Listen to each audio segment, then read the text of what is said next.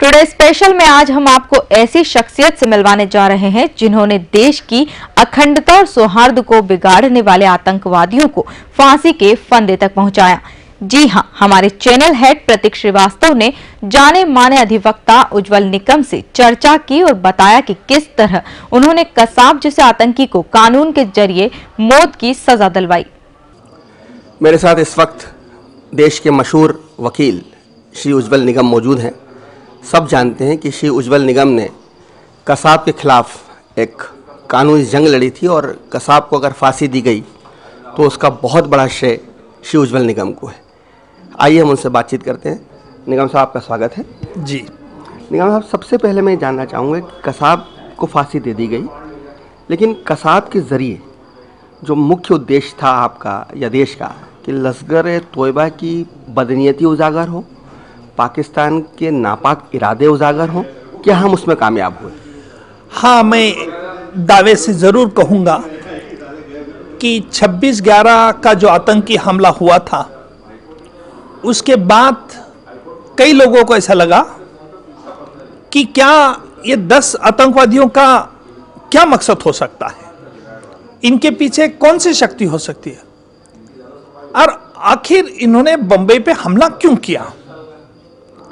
हर कोई भारतीय और पूरे दुनिया में एक सवाल हर व्यक्ति के मन में था।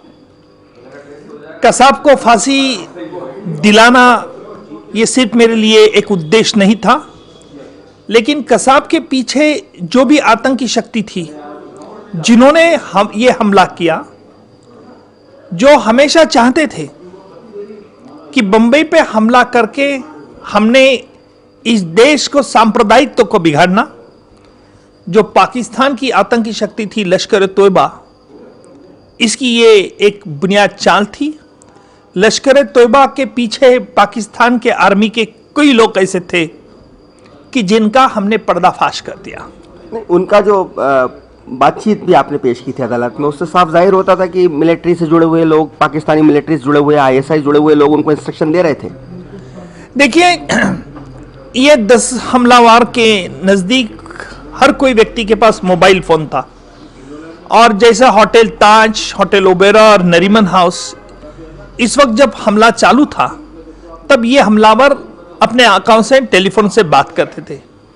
ये हमारे इंटेलिजेंस एजेंसी ने सब फोन टेप किए थे और टेप्स करने के बाद ये पूरा कॉन्वर्सेशन हमने कोर्ट में पेश किया था।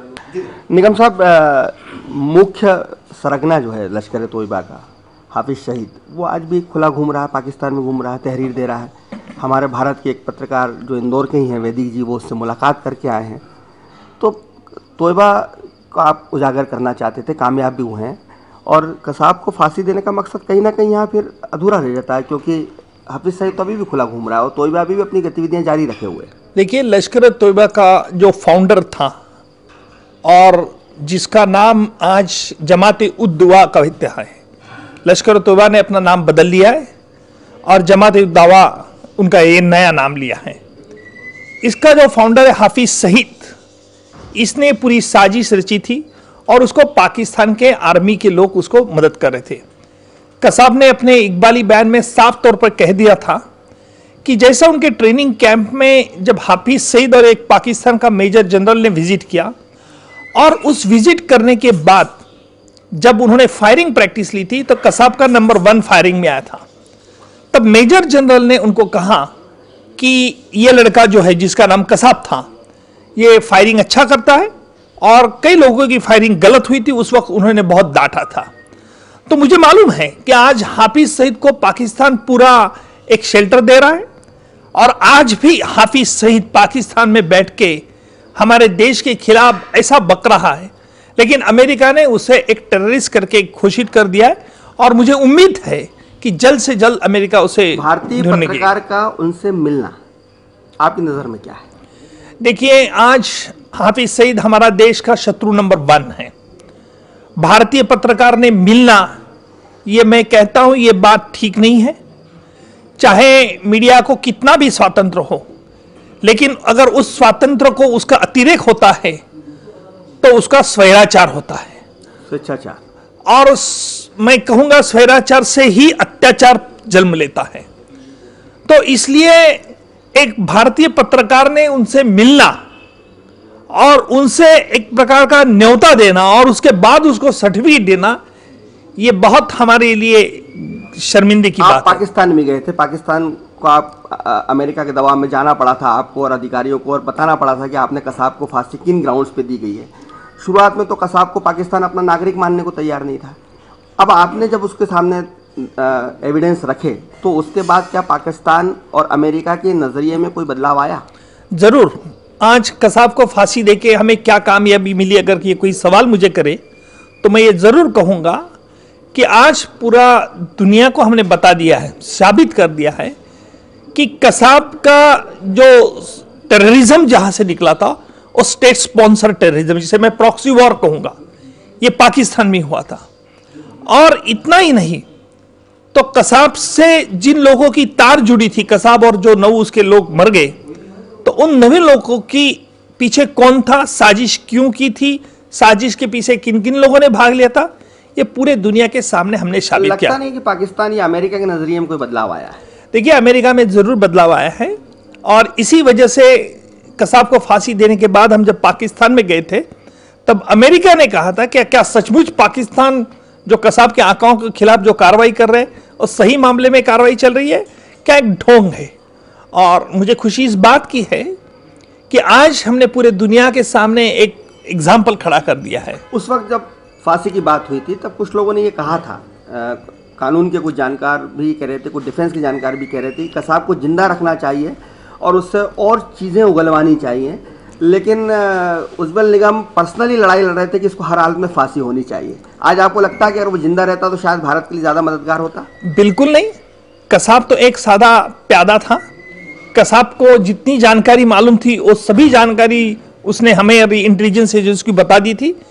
उसको रखना यानी हमारे लिए खतरे का निमंत्रण देना था, क्योंकि कसाब को अगर हम रखते थे तो हमारे कोई और हॉस्टेजेस बना लेते थे और कसाब की छूटने की मांग करते थे। और हमारे पास एक एग्जाम्पल ऐसा है कि जब हमारी कोई कंधार का हमारा इंडियन एयरलाइंस का प्लेन हाईजैक किया था तब हमें पाकिस्तान के कई गुनहगार को छोड़ना पड़ा। क्या आप यही दोबारा होना चाहते हैं? निगम साहब, एक भारतीय जेलों में कैदी ठूस ठूस के भरे गए, उनको कोई सुविधा नहीं है, उनको खाना तक नहीं मिलता, दवाई नहीं मिलती। दूसरी तरफ हम कसाब को बिरयानी खिलाते थे, 2-2 वकील देते थे, आप अकेले सरकारी तरफ से लड़ते थे, कसाब के पास 2-2 वकील थे। कसाब जो है वो जब सुबह रोजा करता था तो बहुत उसके लिए बहुत सारे। देखिए अब मैं आपको बात काट रहा हूँ, इसलिए काट रहा हूँ कि आप मीडिया के लोग खुद को ज्यादा होशियार समझते। मैंने ये जरूर बात कही थी कि कसाब को मटन, आपको मालूम है ये कैसे प्रचार मटन बिरयानी आ गई न्यूज में। मैं ये भी राज आपके सामने खोल देता हूं। देखिए, रक्षाबंधन होने के बाद जब मैं कोर्ट में पेश आया था तो मेरे हाथ में रेड थ्रेड था, तो कसाब में से बातचीत करता था। कसाब ने पूछा कि बादशाह जी, और मुझे बादशाह कहता था, बादशाह जी आपके हाथ में ये रेड थ्रेड कैसा है? तो कसाब को मैंने रक्षाबंधन का क्या महत्व ये बताया था। और उसी वक्त जज साहब कोर्ट में आ गए। जज साहब ने बताया, पूछा कि क्या चल रहा है निकम जी? तो मैंने जज साहब को बताया कि कसाब मुझे पूछ रहा है कि रक्षाबंधन, तो मैंने उसे बताया कि बहन की रक्षण की जिम्मेदारी भाई लेता, इसलिए बहन मानती है। तो कसाब ने अपनी मान जो है नीचे कर दी थी, मुंडी। तभी कोर्ट से इलेक्ट्रॉनिक मीडिया के रिप्रेजेंटेटिव बाहर भाग गए। उन्होंने ब्रेकिंग न्यूज कर दी। कसाब के आंखों में पानी, कसाब नीचे देखने लगा, उसे बहन की याद आ गई और आपके चैनल पैनल डिस्कशन शुरू हो गए। चैनल पैनल कहने लगे कि क्या कसाब सचमुच वाकई इतना खतरनाक आतंकवादी हो सकता है? आज कसाब को बहन की याद आ रही, कसाब की आंखों में पानी, कसाब को पैदा बनाया गया। और जब ही मुझे 5 बजे कोर्ट का काम खत्म हुआ, तब हमारे पुलिस ऑफिसर ने मुझे बताया कि बाहर एक ह्यूमन एक अप्रोच, सिंपैथेटिक अप्रोच बना दिया है, एक एटमॉस्फेयर क्रिएट किया गया कसाब के प्रति। एक कसाब बच्चा जैसा है, उसका ब्रेन वॉशिंग कर दिया है। कसाब के ना आंखों में पानी था, ना उसके जेल में दुख था, ना पश्चाताप था। जैसे मेरे पुलिस ऑफिसर ने मुझे बताया कि बाहर, जब कोर्ट के बाहर 30-35 ओबी वैन्स खड़ी थी और देश के प्रदेश के पत्रकार खड़े थे, सबकी ध्यान कसाब क्या एक्टिंग करता है उस पर था। और जैसे फिर मुझे ये बात मालूम होने के बाद, जैसे मैं कोर्ट के बाहर गया तो मीडिया के लोगों ने बूम लेके मुझे पूछा कि क्या उज्जवल जी क्या कहना चाहते हैं? आज कसाब को उसके बहन की याद आ रही है, आपको नहीं लगता कि कसाब एक सिर्फ प्यादा है? मैंने सिर्फ 2 लाइन कहा, आज कसाब ने मटन बिरयानी की मांग की, सिर्फ मैं इतना कहने के बाद इमीडिएट पैनल चैनल डिस्कशन शुरू हो गया। देखो कसाब कितना खुकर आतंकवादी है, आज मटन बिरयानी की मांग कर रहा है। मैंने सिर्फ मटन बिरयानी की मांग की इतना कहा, फिर बाद में मीडिया ने चलाया कसाब को सरकार मटन बिरयानी दे रही है। अरे आखिर कसाब ने कभी भी मटन बिरयानी मांगी नहीं थी। ये तो मैंने उसका एक बुरखा था फोड़ने के लिए कहा था। तो मीडिया कहीं की कहीं बात लेके जाती है। चलिए, आप बॉम्बे ब्लास्ट के में भी वकील रहे हैं, और बॉम्बे ब्लास्ट के जो मुख्य सरगना हैं उनको अभी तक सजा नहीं हुई है। देखिए, दाऊद इब्राहिम जो है उसको आज पाकिस्तान सरकार प्रोटेक्शन दे रही है, उसको ISI का प्रोटेक्शन है और अमेरिका को ये मालूम है, लेकिन अमेरिका को भी कुछ लिमिटेशन है।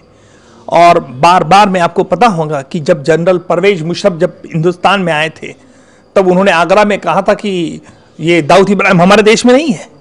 फिर हमने बाद में उन्होंने एडमिट कर लिया। जब तक पाकिस्तान की आर्मी, पाकिस्तान का ISI उसको प्रोटेक्शन दे रही है, तब तक हम कुछ कर नहीं पाएंगे।